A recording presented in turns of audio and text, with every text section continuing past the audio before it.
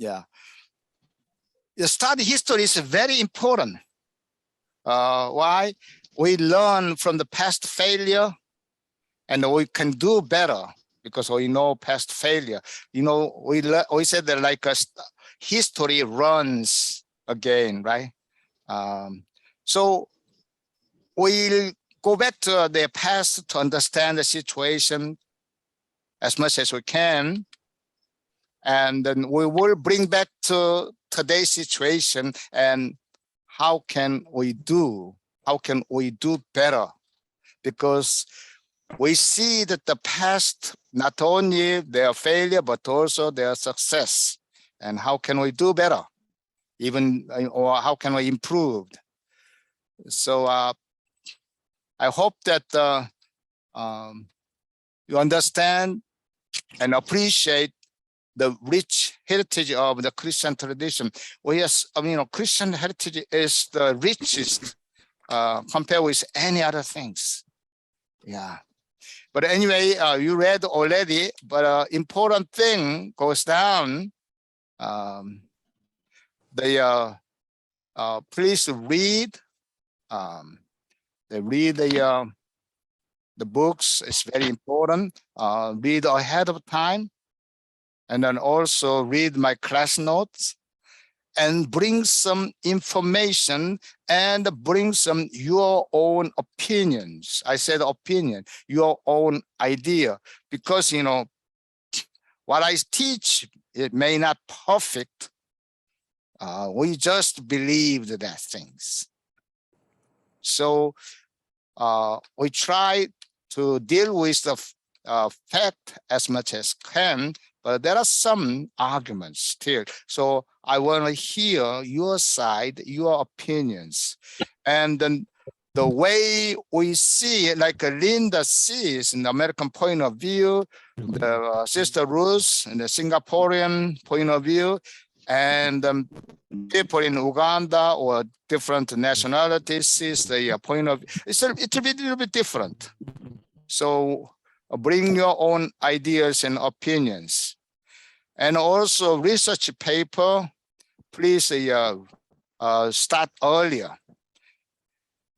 And if possible, because some countries it will be different, like and difficult, like Singapore is a very short history and is very highly influenced by the Chinese, so it will be a little bit different. But the rest of the countries, most of countries, still have your own culture and your own history, right? Long history.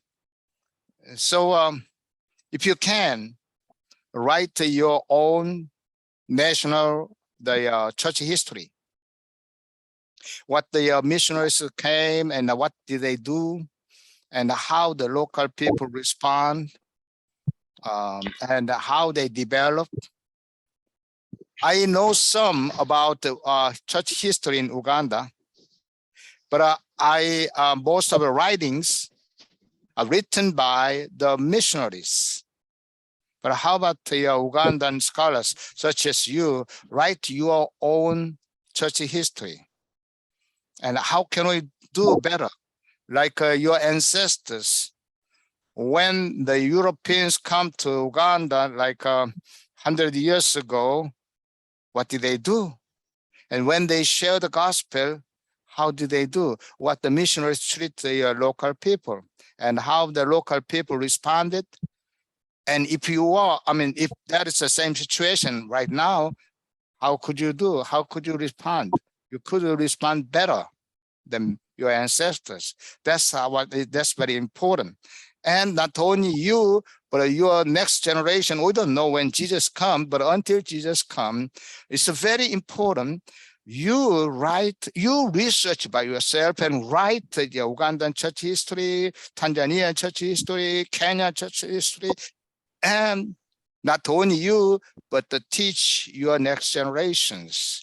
Yes, we do have this pretty dark history. Yes, we do have very rich history and these things. Yeah. So start as early as possible, and then you have a book review.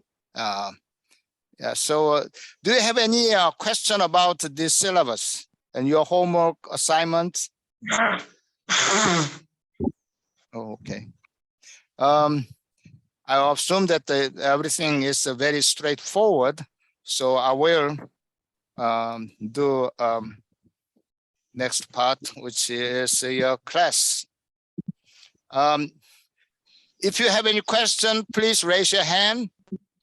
And then, oh, by the way, that why don't we mute everybody, so that if you have any question, please raise your hand.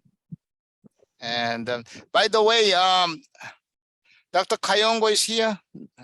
Probably cannot make it today.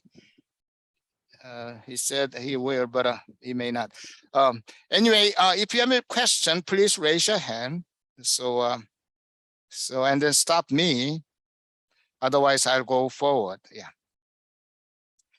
The birth of Jesus is not the completion, but the new beginning.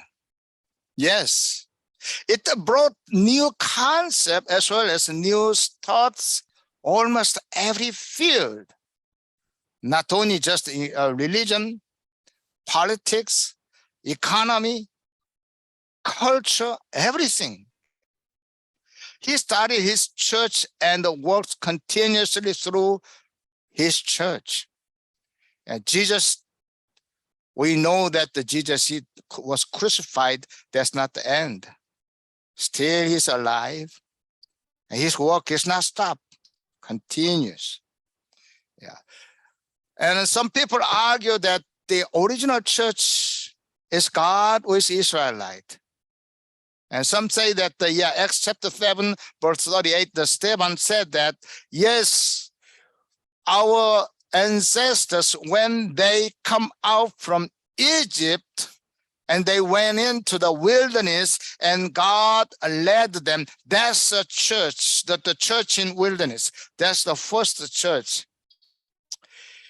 But actually, the church started, what we believe, real church concept started after Jesus was resurrected. After he resurrected and he summoned again his disciples, because when he was crucified, all of them are scattered. The resurrected Jesus called them again.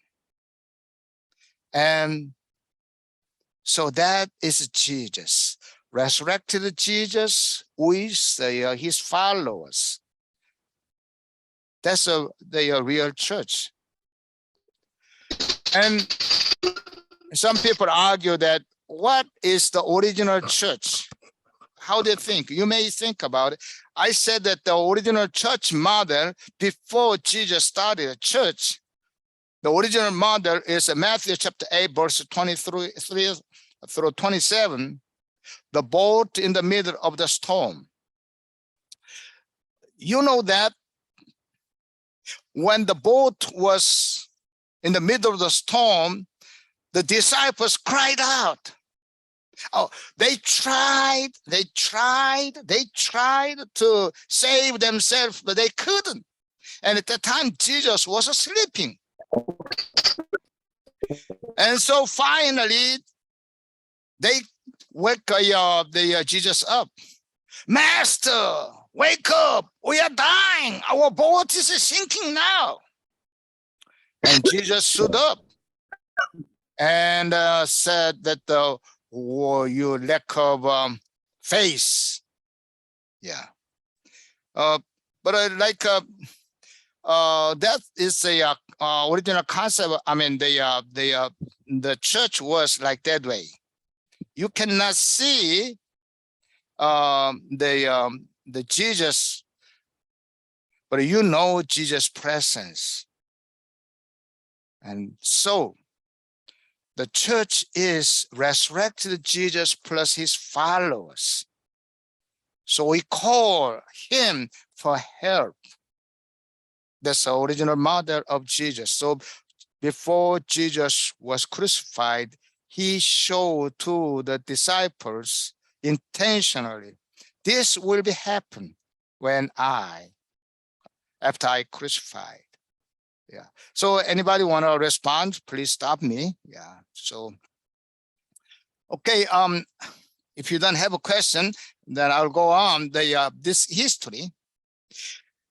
Think about the geographical, the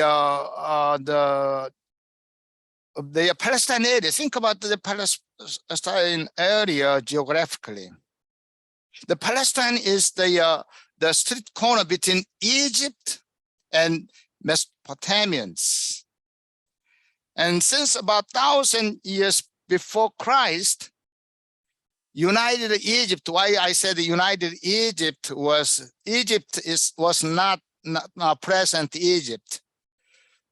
Egypt and the Kushite, that's Ethiopians, and Nubia, these three countries actually united, allies each other, become like a one nation. And so if you see the Bible, when the Egyptian king rules, then always said that the Pharaoh, because the Egyptian king was a Pharaoh. So at that time, Egyptian king rules these three countries. And when one of the king's name is Sesak, Sesak is not the Egyptian king. He was a Nubian king. Okay, Technopop 5 is you have a question, please? Okay, Technopop, yeah. Can you hear me? Technopop 5, because I don't know your name. You raise a hand. Unmute your phone. You can unmute the phone. And if you have a question, please let me know. Okay. Otherwise, I'll go on. Yeah. So no question. Okay. Okay, no question. All right. Thank you. Yeah. So so these three countries, they allied each other and become a very strong country, right? And well, they assume that they ruled, they assume that Palestine area is under their subject. Then about the 7th century before Christ, the Assyrians, they grow and they expand their territory and they try to come down to this area, the Palestine area. And naturally, this Egyptian power from south and the Assyrian power from north, they collide each other in Palestine. And the monarchies, the small countries, including Israel and Judah, got confused because they served that the Egypt only so far. But when the Assyrians invade Aram, which is a northern country, nowadays Syria, just north of the Israel, the Israel cabinet was divided into two. Should we depend on Egypt? Or should we depend on the Assyria? Which one is stronger? Because they never saw that the Egypt and Assyria, they fight each other. And then you know that the Jehu, the chief of army, he killed the king Ahab and he became a king. And he knows his country is very weak. Actually, the king Ahab's time, Israel was kind of strongest, but now become very weak country. So the Jehu, he voluntarily subject to be a subject of Assyria. So that's a very sad story that from that time, Israel never acted like an independent country.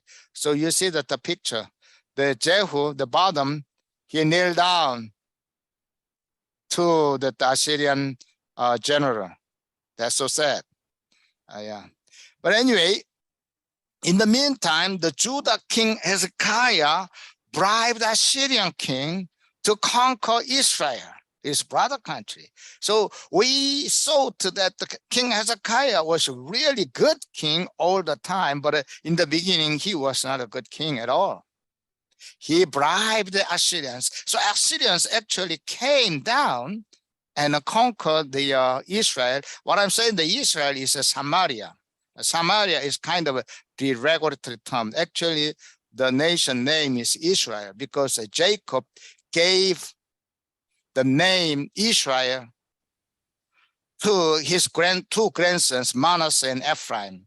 And then Northern Kingdom, Manasseh and Ephraim were their leaders. Both of them are sons of the Joseph, right? So that's why I'm calling that the Israel. Anyway, so that the Judah and this Israel, they fight each other, and then they sold out their brothers. That's so sad story. And Samaria was conquered by the Assyrians. And later on, you know that the history that Assyria was conquered by Babylon. And later on, the Babylon came down. And they surrounded the Judah and then eventually destroyed the Judah. And they destroyed the temple. When the Jerusalem temple was burned and torn down, the Jewish people were really panicked. They believed that God was in the temple all the time. So this temple cannot be falling down, cannot be fallen down. This temple, no matter what, should be very safe. But now it's destroyed. Their first question was, why? And then how these things happen? And their second question was, now, then where is God?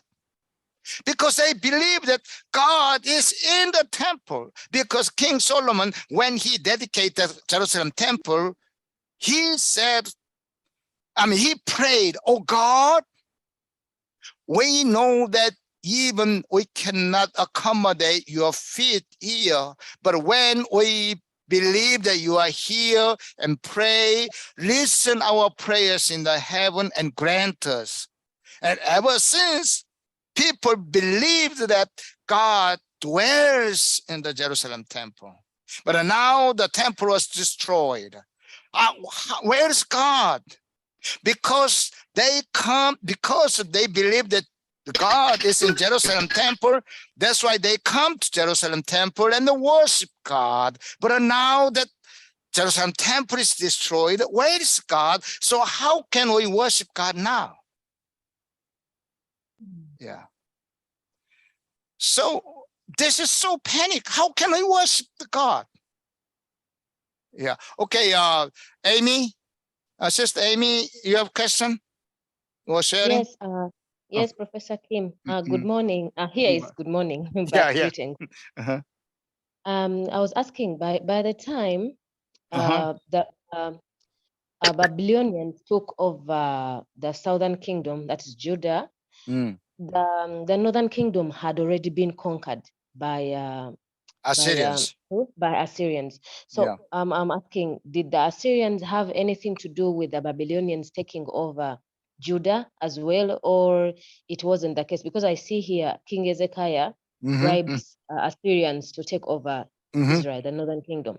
So I'm asking, did they also have a hand in the Babylonians taking over the southern kingdom? Well, Assyria was conquered by Babylonians. Oh. Before Assyrians, they tried to conquer Judah. Yeah. And they surrounded, right? So I don't want to get in deep the history there because there's a long story. But anyway, just to almost conquer the Judah, the Jerusalem, they defeated, and Assyrian king, he heard, that to make long story short, let me give you a very short history. Okay. So the Assyrians, they surrounded they are about, oh yeah, here. The Hezekiah gave a bribe to the Assyrian king to conquer the Samaria, and they conquered Samaria. And still the Assyrian soldiers did not move out from the Judah. So the king Hezekiah asked the king Assyria, why don't you go back to your country now? So, oh my, you are so stupid one. Do you think that we just came down for the Samaria only? You are the next one, like that. So King Hezekiah was really frightened, and he repented. And Assyria has some problem at the time, so the king has to go back to Assyria. Then in the meantime, King Hezekiah, he knows the Assyrians going to come back again, so he prepared. The water is the most important, so he got the new he constructed aqueduct, which is he made a hole to the stone and bring the water into the Jerusalem temple. I mean Jerusalem city inside. Yeah, so he survived there. Then Assyrians come and surrounded that. Then on third year, the Bible says that God sent angels. But anyway, this Assyrian king heard that the Egyptians are coming. Million Egyptian soldiers are coming. So in the night, he heard that the horse, horse feet like that. So, wow, really the Egyptians are coming. So they withdrew, right? And then he appointed his second son as when the Assyrian king went back to Assyria, and he appointed his second son to be heir of his position, and then he gave a small land to his first son. And first son got really angry, so he assassinated his father and ran away to Babylon. So now the Assyrians got confused, and the Babylonians attacked Assyria. And makes long story short, finally Assyria was conquered by Babylonians. And then after that, Babylonians came down to Judah and surrounded again. That's happened, yeah. And eventually, the Babylonians, they fought against Egypt, and Egypt was surrendered by the Babylonians. But anyway, here, I hope that this answer for you, Amy. Yeah. Yes, yes. Thank you, sir. So here the people, how can we worship God? So here's theological confusing, and that is, should we stop worship God because God is not here anymore? Yes, so somehow we have to worship God. No temple, right? So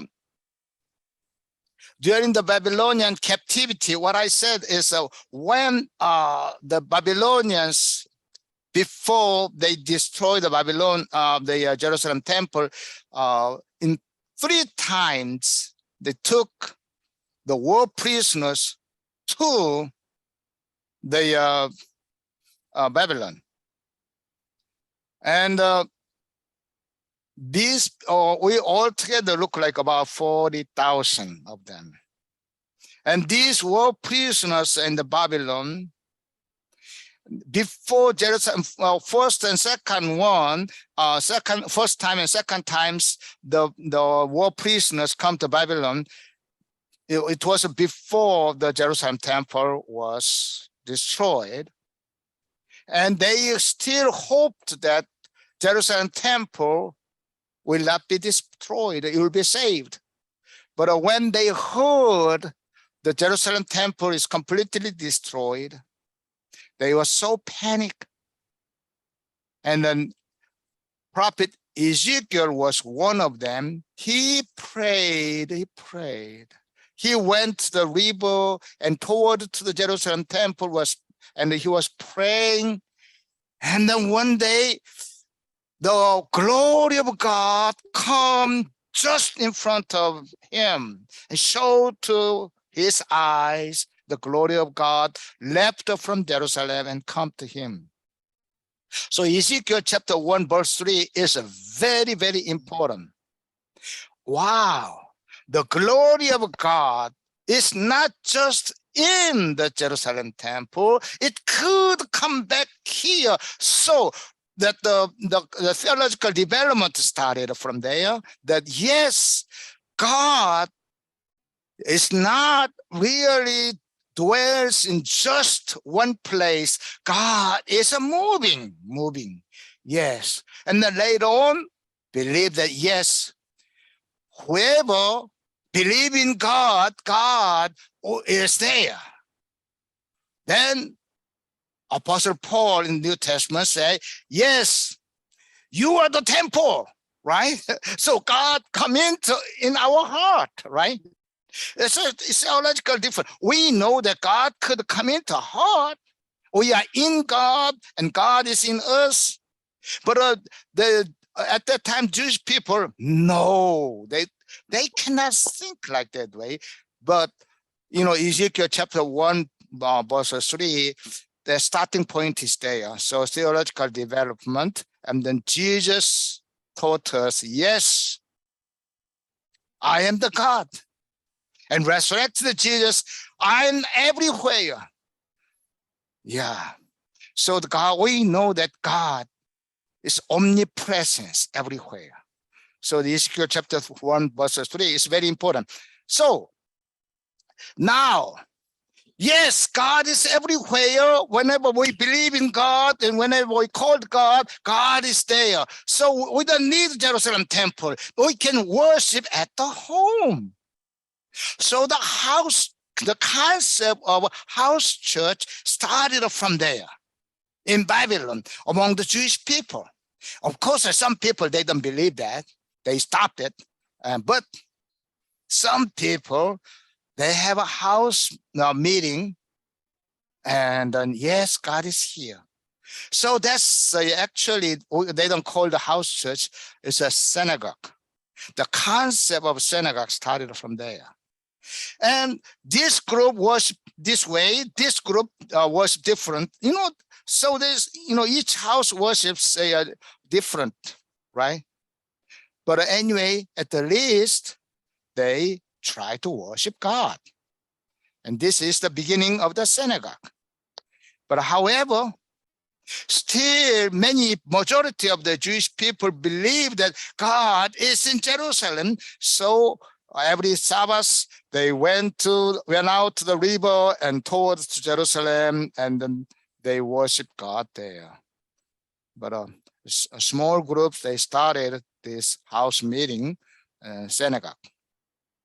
So after the Babylon exile, the Jerusalem temple was rebuilt. However, the temple worship was not seriously observed as before because already they knew that, yes, temple can be destroyed. So, but before Jerusalem temple was destroyed, they always believed that God is always here. But no, sometimes God could say somewhere, even Babylon. So temple worship was not really dedicated as before. So not many people really observe the temple worship. And then the one group of the people say, yes, because we commit sin against God. That's why God punished us. So we must show that there's something we must separate from these average people. So and then they observe that their Sabbath and temple worship very strictly and very sincerely and very dedicatedly. So we are separate from these people. We are really chosen by God. So separate meaning the Pharisees. So they called, they are Pharisees. Yes, they called themselves also Pharisees. We are really selected and separate from these average people. We are the real ones to serve God. So these Pharisees become a leading religious group.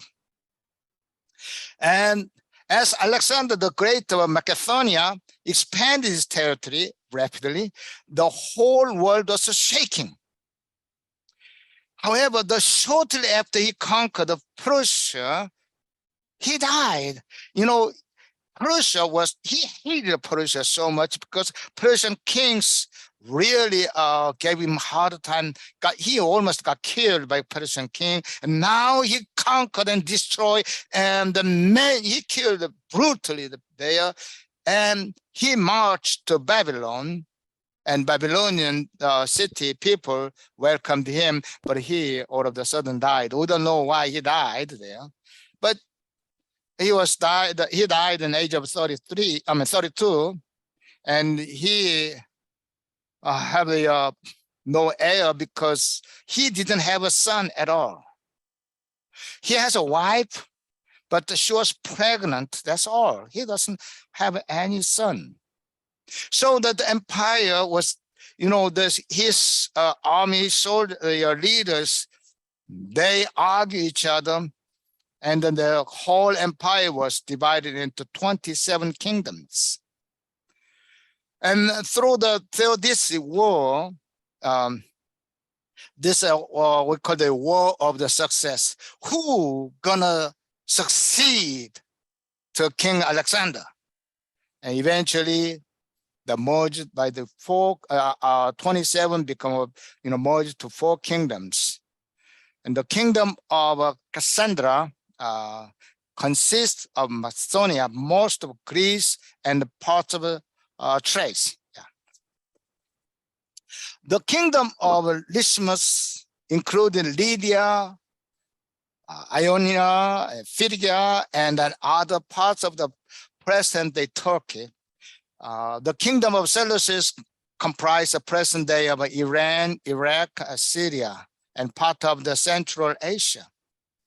And the kingdom of Ptolemy included Egypt and the neighboring regions. So the 4 kingdoms. So if you read it, I'm not going to throw everything because it takes too much time.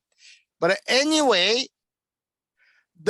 among these 4, Seleucus and Ptolemy kingdoms, they have become rivals each other, then fought each other. And especially the Seleucus kingdom tried to control the Ptolemy, because why the Ptolemy is important is because in Egypt, there are a lot of food, crops. So if you want to have a big, huge kingdom, you must have a war, and if you want to have a war, then you must enough food for the soldiers, right? So that's why the Seleucus kingdom tried to control all over. That's why the first target was Ptolemy. Yeah, and so the Jerusalem was a kind of when the Seleucus kingdom come down to Ptolemy, to Egypt, Jerusalem is in the middle. So when the Ptolemy tried to attack back, still Jerusalem is under control by the Ptolemy, sometimes under control by the Seleucus, and these kind of things. And the Epiphanes, King Epiphanes of Seleucus, he has a really ambition. This time I'm gonna conquer the Ptolemy completely. So he gave his daughter named Cleopatra to a Ptolemy kingdom, and then let his daughter give information to him so that he could conquer easily. But his daughter betrayed him and fell in love with the Ptolemy kingdom. So he got so mad and angry, so he came down, and Ptolemy was not strong enough to fight back to the Seleucus Epiphanes. So they asked help for the Romans. And this Epiphanes IV, he made a mistake because he stayed in the islands in Mediterranean Sea, and he thought that that's Ptolemy belonged to Ptolemy kingdom, but actually it was belonged to Rome. So Rome got so mad, and so Ptolemy was withdraw from the Epiphanes withdrew from the Egypt, and on the way back to his kingdom, he went into Jerusalem, and he called all the priests, and then also he put the duck, which is unclean animal in Jewish law, right? Put it in the lake, the pond in the Jerusalem temple, and then kill the pig, and then give to the this priest. If the priest refused to eat, he just killed. So he killed so many people. So finally, make Jewish people so angry. So it's caused this Maccabean revolt. And however, the Ptolemy kingdom felt threat from Seleucus king and merged by Rome. So the Ptolemy is belong to Rome. And at that time, in Palestine area, very rich man Antipater, the Edomian. So what I mean is he was Edomite, helped Ptolemy. Yes, I will supply all your militaries, needs, and I will let get into the Jerusalem without any blood. With one condition: if you make my son become a king of Judah. So Ptolemy said, okay. Yeah, so, Pompey, the Roman, soldier, chief army said, yeah, okay. So the Jerusalem was ruled by the Rome without any blood, and ruled by the Antipater's son, Herod. So we called this king is Herod the Great. Yeah. So if you have any question, please stop me. Yeah. Let's see that Judaism in Palestine. Judaism was challenged by external forces such as Babylon and Greece. Because of the severe suffering, their eschatology was more serious. The Messiah is coming nearer, and is a person like a King David. And in the beginning, their Messiah is coming, and then there's like a more likely Moses. So we call the Mosaic tradition. But later on, when they come into the Canaan land, the King David, he conquered these other small nations, and he actually merged them. And so the Israel is not just one tribe anymore. It's a multi-ethnic country. So King David was a multi-ethnic king. Yeah. So, and then the eschatology was by the end of when the Romans come to Jerusalem, just before that, the eschatology was very strong, very high, and especially when the Epiphanes IV, he killed many priests, and Maccabean revolt started. At that time, they believed that the Messiah is coming very near. So what we believe that the book of Daniel was written around that time. Of course, the Daniel is a person who were in Babylon about 500 BC.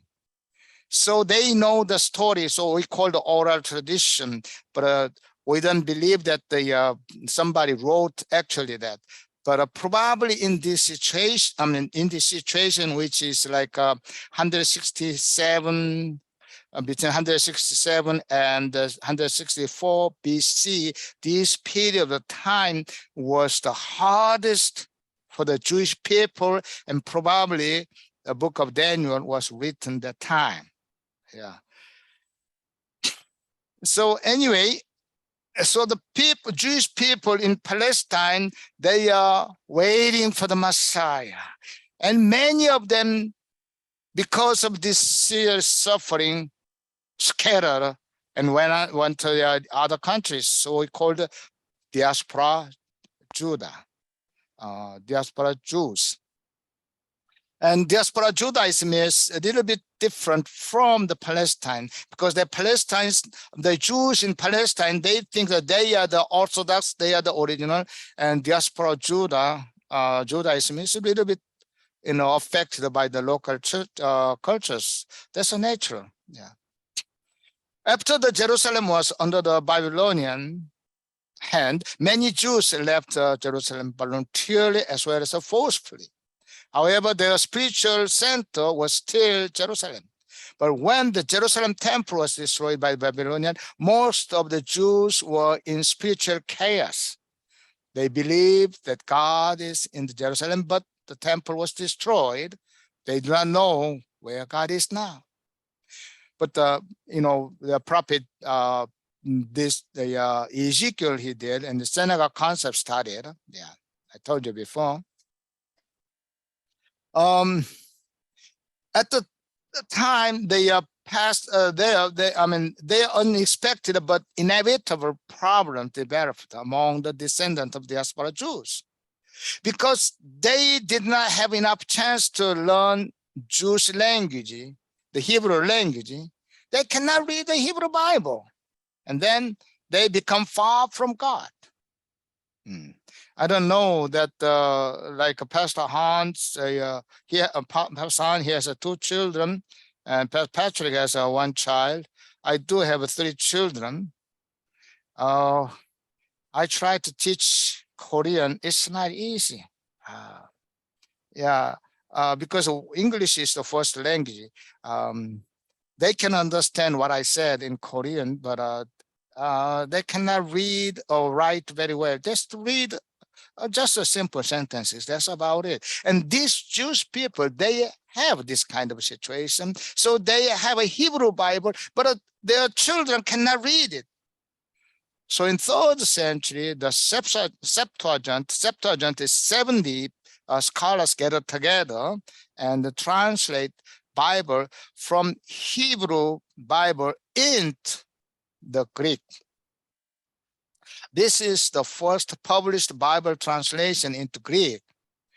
For the unity among diaspora Jews, the version of the Bible became the Bible among the diaspora Jews. So they tried to make a one version. There are several people started translate Bible, but they tried to make a one because it got confused, right?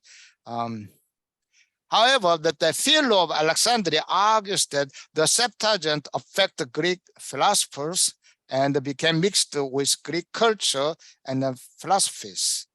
What he meant is this, because originally they translate the Hebrew Bible, the first 5 books we call the Pentateuch, the Genesis and Exodus, Leviticus, Numbers, and Joshua, and the Deuteronomy, right?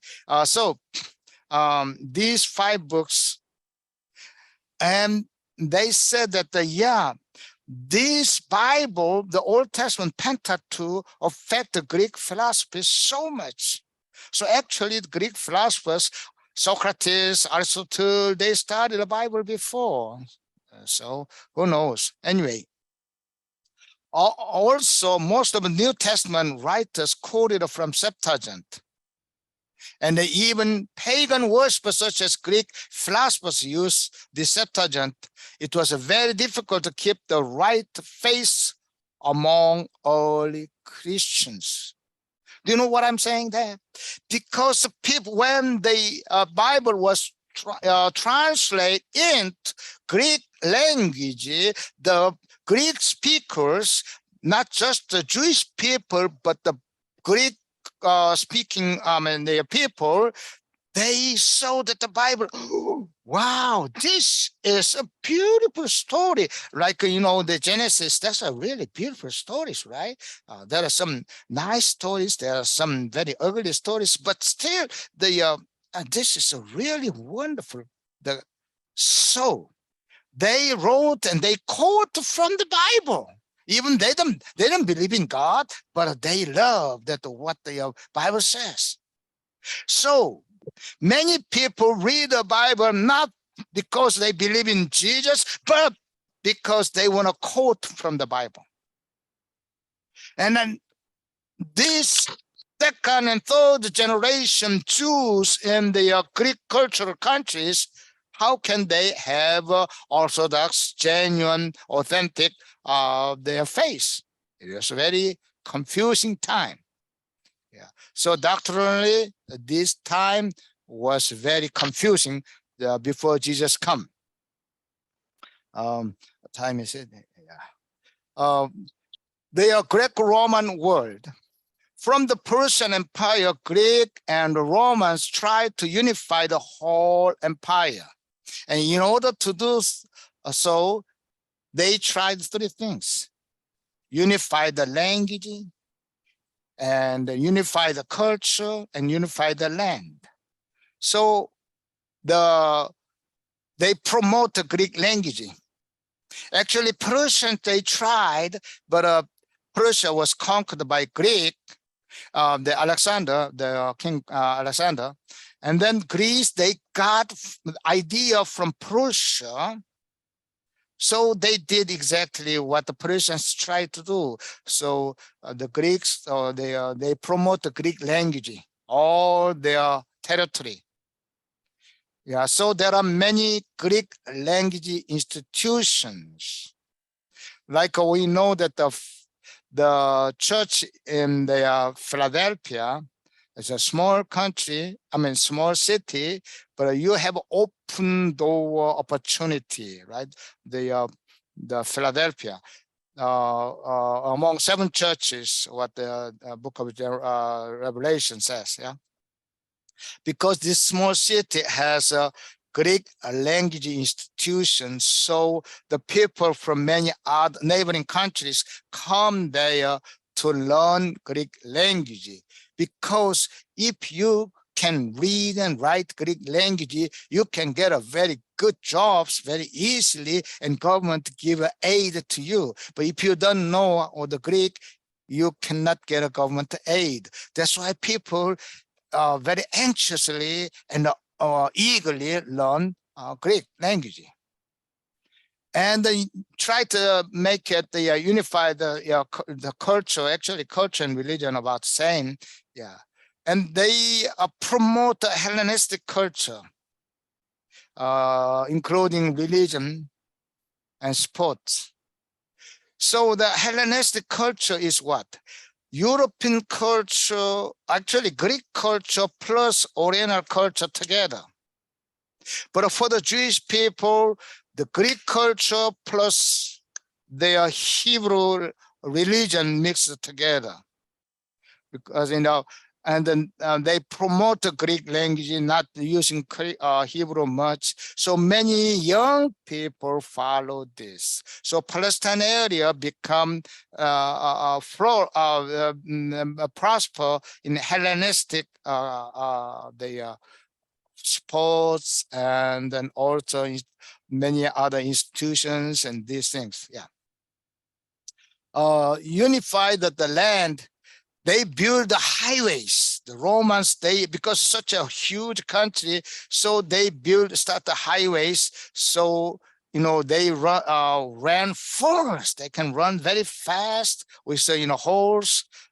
So that every state, every cities, they have also station and they have a horse. So for example, from Rome to Jerusalem by the horse, they run like a couple of 100 miles, and then when the horse got really tired, and stay one night there and get another horse from there and then run again. so that then there also the road is a very straight and a nice road, so they can go to Jerusalem like in 3 days or something like that. Yeah. So they built already like this way. Why I'm trying to say is then Jesus comes. So my intention was this. Yeah. Because of this reason, many people traveled safely in the colony, though Christianity was spread widely in short period of time because many travelers, are using this road. And then as long as you speak Greek language, you are okay. I know that I don't know how to speak the Chinese. I don't know how Singaporeans, but if I go to Singapore, I speak English, that's fine. I don't know how to speak the Ugandan language, but if I go to, Uganda, Kampala, or, the Sanje anywhere, I speak English, that's all. It's good. The same thing. As long as you speak in Greek, don't worry about it. No problem at all. So already at that time, the European countries and then also the Palestine, Asia Minor, those who are under the Roman rules, they are fine, and they are in that situation. Okay, let's have a 5 minutes break, and then we'll come back. Okay. Yeah. By the way, do you have any questions so far, or they share anything? Yes, Pastor Kim, I have a question.